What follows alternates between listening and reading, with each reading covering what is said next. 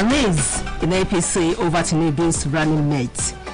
Federal government lost 88 billion naira revenue to abandon Old Federal Secretariat in 27 years. Ekiti panic over security. Usaman's candidates warns against violence. Candidates suspend campaign. No evidence has linked our church attack to Iswa. Wayemi, Ondo Diocese fixes Friday for mass burial of victims. Collapsed national grid, metaphor for collapsing country. Atiku. Mugalu quits ADC after losing presidential ticket. Jeba-based bishop wife driver kidnapped in Oyo. 3 pastors kidnapped in Kogi. Abductors demand 80 million naira ransom. 3 persons slumped at Democracy Day parade. King Gibe recognized as vice president. Youth elderly protest over insecurity in Southwest. On sports, Nigeria rewrites history. Super Eagles beat South Tom and Principe 10-0. Details of these and more will come your way after this timeout.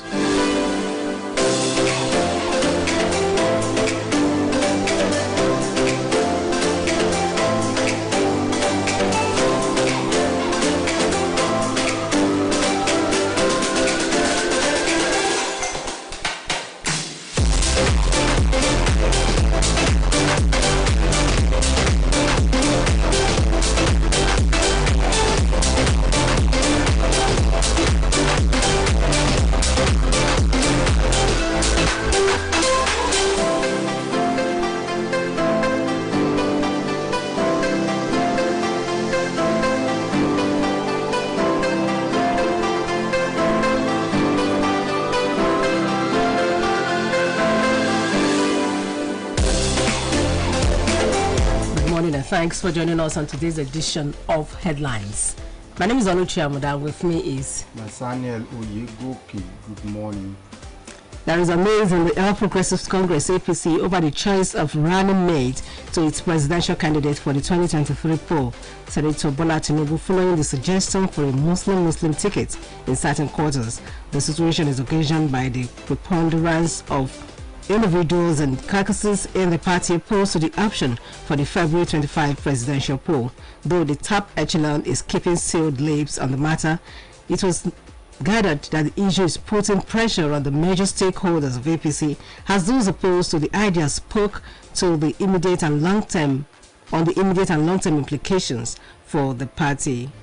And similarly, a former Secretary General of the Arewa Consultative Forum, ACF Elder Anthony Sonny, warned that the idea of Muslim ticket would further polarize and deepen division in the country. Addressing newsmen in Jos, the Plateau State capital, on Monday, Sonny added that disadvantages of the idea of Muslim ticket outweigh its probable advantages.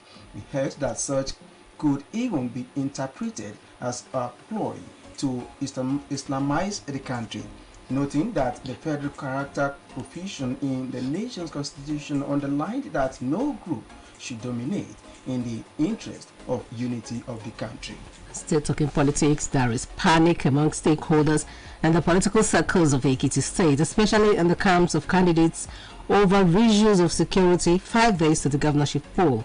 The apprehension has forced supporters of some candidates in the June 18, 2022 election to review their mode of campaigns, while the candidates themselves have temporarily suspended public rallies after a violent clash between supporters of the All Progressive Congress APC and the Social Democratic Party SDP on Saturday.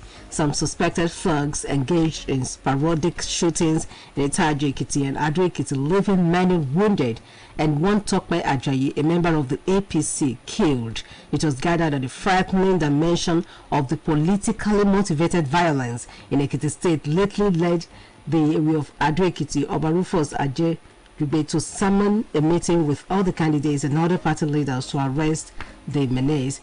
The meeting between the monarch and the candidates, which began at 11 a.m., lasted for more than 3 hours at the palace, with the traditional ruler stressing the need for all candidates and the supporters to comport themselves in the interest of peace and tranquility in the state. He expressed displeasure especially at the violence in Ado-Ekiti, and pronounced ancestral curses on the perpetrators and sponsors of violence ahead of Saturday's election. A chieftain of the All Progressives Congress APC in Oyo State, Dr. Olushola Ayodele, has called on all Nigerians to unanimously elect former governor of Lagos State, Senator Bola Tinubu, as the next president.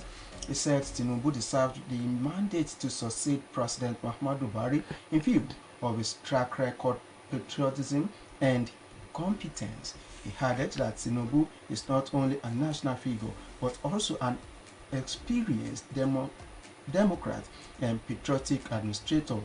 Ayodele, in a statement, described Tinubu's victory at the presidential primary of the APC as an indication that Nigeria still stood a good chance of realizing the goals of greatness, stability, and prosperity. Kano State Resident Electoral Commissioner Professor Risco Washehu has said that the Independent National Electoral Commission (INEC) is yet to recognize any governorship candidate in Kano. Shehu spoke against the backdrop of both Mohamed Abacha and Sadiq Kwale, claiming that the INEC has recognized them as governorship candidates of the People's Democratic Party.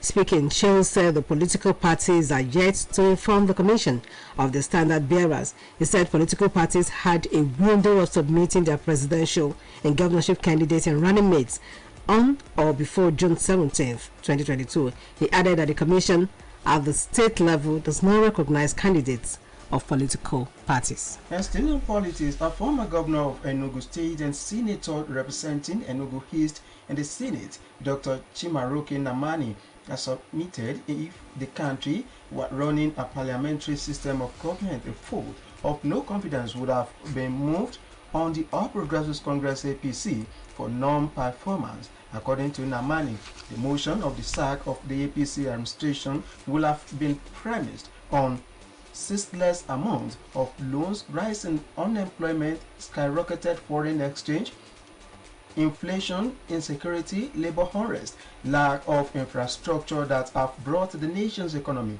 to its knees. And members of the House of Representatives on the platform of the People's Democratic Party on Monday converged in Abuja with a choice of running mates to presidential candidate of the party, Atiku Abubakar, which topped the agenda. It was gathered that top choices being considered for endorsement by the lawmakers are Governor Nyesom Wike of Rivers State, Governor Ifeanyi Ugwuanyi of Enugu State, Senator Ayim Pius Hayim, and Senator Ken Namani. And away from politics, still related to politics, the Senate resumes today after a 4-week break, with high indications that new Senate majority and minority leaders are set to emerge. The indications are fueled by the fact that Senate leader Yahaya Abdullahi, representing Kebbi North Senatorial District, has dumped the All Progressives Congress APC and defected to the People's Democratic Party PDP. Abdullahi, who contested for governorship, failed to secure the APC ticket during the primary in Kebbi State. Similarly, Senate Minority Leader Yinaya Baribe dumped the PDP and joined the All Progressives Grand Alliance (APGA) to fight for a return to the Senate. With the current parties of the two lawmakers, both the APC and PDP are expected to forward new names to the Senate as their replacements.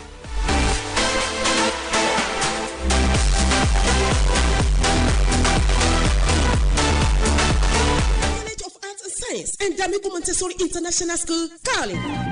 Oh yes, at D'Amico College of Arts and Science and D'Amico Montessori International School, located at number 1 Old Ibadan Road, Ajebandele, Ile-Ife. We have a standard classrooms with unmatched staff and pupil ratio. We develop each student's intelligence through caring and all-round focused training, while making the learning style very inviting and innovative for holistic development. We run a global school with all-inclusive curriculum that prepare the students for global relevance. At D'Amico Schools, we have highly passionate and motivated 21st century educators, and there is also an opportunity of of learning foreign languages. Home away from home body system. There is also Hope Model College and D'Amico Montessori Nursery and Primary Schools at Origo Ife North. Enroll your child for both primary and secondary education. The admission form can be obtained at D'Amico Montessori International School, number 1, Old Ibadan Road, Ajibandele, Ile-Ife, or D'Amico Educational Institute, Kilometer 2, Eda Road, Ile-Ife. You can visit our website www.d'amicoschools.ng.com or call 0803 721 8120. D'Amico Schools. Admission is in progress. D'Amico College of Arts and Science and D'Amico Montessori International School, Cali. Oh yes, at D'Amico College of Arts and Science and D'Amico Montessori International School, located at number 1, Old Ibadan Road, Ajibandele, Ile-Ife. We have a standard classrooms with unmatched staff and pupil ratio. We develop each student's intelligence through caring and all-round focused training while making the learning style very inviting and innovative for holistic development. We run a global school with all-inclusive curriculum that prepare the students for global relevance. At D'Amico Schools, we have highly passionate and motivated 21st century educators, and there is also an opportunity of learning foreign languages. Home away from home body system. There is also Hope Model College and D'Amico Montessori Nursery and Primary Schools at Origo Ife North. Enroll your child for both primary and secondary education. The admission form can be obtained at D'Amico Montessori International School, number 1, Old Ibadan Road, Ajibandele, Ile-Ife, or D'Amico Educational Institute, Kilometer 2, Eda Road, Ile-Ife. You can visit our website www.d'amicoschools.ng.com or call 0803 721 8120. D'Amico Schools. Admission is in progress. D'Amico College of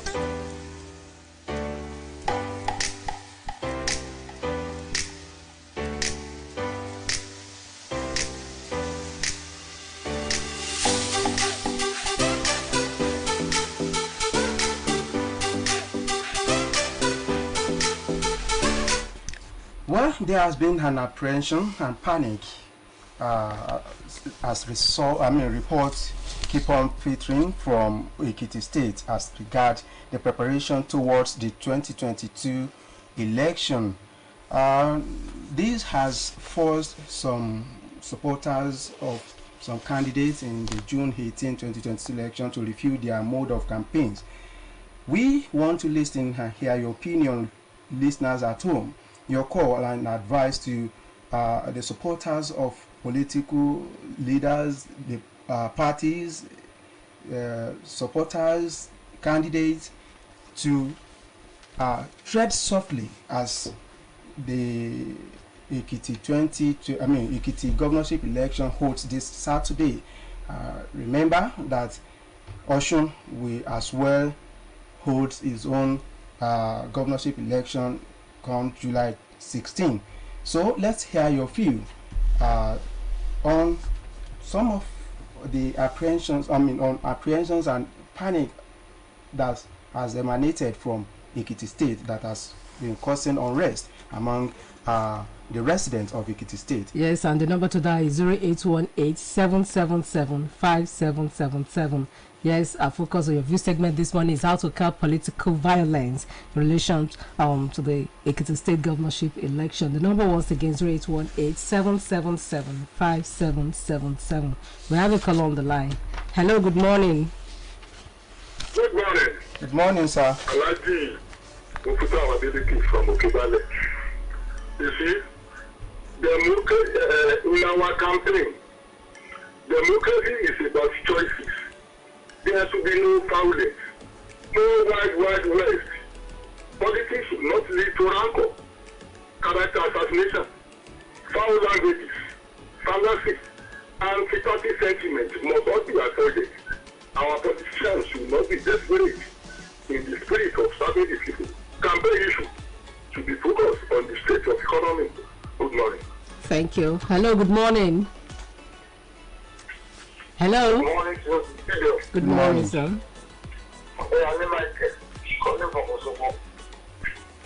It's unfortunate that in Lagos, policies have been seen as the matter of do or die exercise. And this is not right. It's not good at all. And we're having it because of the creativity of our political system in this country. I'm afraid our political administration in the state to take it very softly. The purpose of this thing is just to come out and start the research. And not somebody has been killed in that place. Why are we doing this? please, they should do it softly, and no problem. They should do it softly, and ensure they cover that place very well. Good morning. Thank you very much. Lagos State Deputy Governor Dr. Kadri Obafemi Hamzat has enjoined the state's intending pilgrims to be good ambassadors and shun any act capable of portraying the state and the country in bad light as they embark on holy pilgrimage to Mecca, Saudi Arabia this year. We have another caller. Hello, good morning. Hello. Good morning, sir. Good morning. Good morning, sir. I see tension in the state right now, but all my advice for them is to take things easy. They should tread softly. I want to talk to our security people. Please and please do the work. With the number of policemen sent to Ekiti State, there should not be any violence. And I want to ask to people, if you leave, it's when you can enjoy democracy. If you are dead, you won't enjoy democracy. So it's better to leave than to die. Dr. Akepa is on the line. Good morning. Thank you very much, sir. Yes, we have other stories. There are strong indications that legislative activities scheduled to commence today may be stalled as the Parliamentary Staff Association of Nigeria passed and failed to shelve the one-week-long industrial action. The Joint Chapter Chairman had in a notice sent to all the National Assembly workers resolved to shelve the planned Congress slated for Monday, June 13, with a view to brief the workers on the meeting held at the instance of the President of the Senate, Ahmed Lawan. The Senate President had, during the meeting, urged the striking workers to shelve the strike with a view to resuming dialogue with National Assembly management. According to the notice, the new date for the Congress was slated for today at the National Assembly gate. The notice read in part that a slight change on joint Congress time, and this to notify all person members that the Joint Emergency Congress of the NAS chapter had earlier scheduled 10 a.m. has been rescheduled. Hello, good morning. Hello. Hello. Good morning. Good morning, sir. Hello. Good morning. My name is Anagira Fulawa. You're welcome. Well, it is natural that in any contest there will be a winner and a loser. Ekiti State election should be seen as a litmus test towards 2023 and to see if Nigeria would move forward. I therefore advise the leaders and the led to be very, very careful. The election should be taken, as something that nobody should be seen as enemies of each other. At the end of the election, there should be no victor. There should be victor, no vanquished. So, in view of it, everybody should please be very careful. Allow the people to choose their leaders. If you lose, forget about what you have lost. Listen to people. And it is very, very necessary this time around to make sure that you don't lose any blood. Don't shed any blood, please. Because if you do, at the end of the election, you'll be counting your losses. I wish you Ekiti State good luck. Good morning. Thank you. Hello, good morning. Good morning. I'd like to what we are expecting from our institutions is that, first of all, everything must be fixed. And I even comment about the foundation for calling all of them to be very careful. What happened during the time of fire? Over 30,000 police and said that they will not go to reduce it. Because the police are not going to do that in 2 months. So what I know is that people to be very cordial and know that they are with that. God will those are going to let all our people there. Good morning. Hello, good morning. Hello, good morning. Good morning, sir. Good morning. This is Hello? Oh, sorry, we lost that call. Please, Comrade Adeleke, call back. You have the stories, Nathaniel? The Catholic Diocese of Panksin in Plateau State has dissociated itself from the purported news that permanent quotas and PPC is a prerequisite for attendance of Mass. The diocese also condemned the priest who made PVC a prerequisite for attendance of Mass in his church.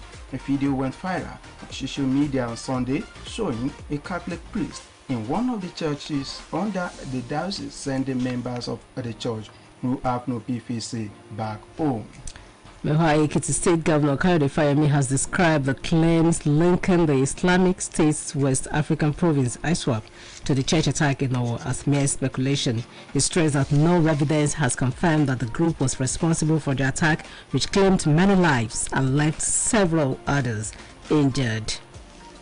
Kaduna State Police Command has said the police and other security agencies have foiled a kidnap attempt on the Abuja-Kaduna highway. In a statement, the command spokesman, DSP Mohammed Jaligi, said that on Monday, June 13th, at around 2:55 a.m., the combined team of Police Operation Puff Harder and that of the Nigerian Army Operation Thunder Strike, while on routine patrol on Kaduna-Abuja highway at Sabon Sara, had an encounter with bandits who were on their various missions on the highway. Commercial activities were temporarily put on hold on Monday as youth and elderly in Ibadan protest against banditry, kidnapping, and related vices in the southwest region. The protest, which was initiated by a group under the aegis of Yoruba Self-Determination Group, started at Mapo and protesters moved through Bere Oje bus stop and ended at the government house. The protesters staged the peaceful protest to demand that government provide a long-lasting solution to insecurity in the region. They cried the killings of innocent worshippers at St. Francis Catholic Church, Owo. On those days, the protesters noted that while various groups and individuals in the region have been advised against taking the law into their own hands, at the same time, government must put machinery into place to prevent such heinous acts. The Police Training School PTS Ikeja on Monday graduated 6 PhD holders and 169 others from different professions into several ranks of the Nigeria Police Force as supernumeraries spies. The news has it that Deputy Commissioner of Police and Commandant PTS Ikeja Musa Gaba said that the 2022 graduation for the spy police officers, that 175 supernumeraries were promoted into various ranks having completed their advanced course.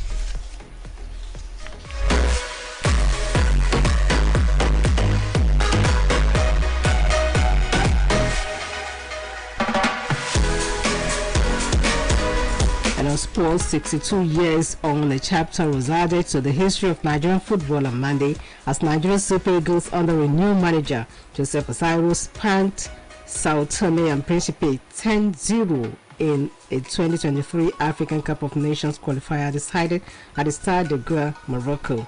The 10-0 scoreline becomes Nigeria's biggest win in the international football as it nullified the 10-1 scoreline recorded in 1959 against Benin Republic in the Kwame Nkrumah Tani in Lagos. Ministers of Youth and Sports Development Sunday Dare has described the new Super Eagles emphatic 10-0 victory over Sao Tome and Principe in the 2023 AFCON qualifier played in Agada, Morocco on Monday as solid team.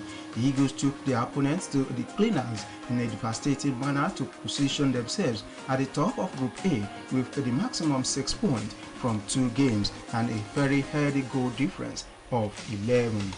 And that does it on today's edition of Headlines. It has been the job of Oluchi Amoda and the producer has been and the production advisor is Abimbola Babatunde. Until tomorrow when you shall meet our colleague on the program Headlines, we say good morning.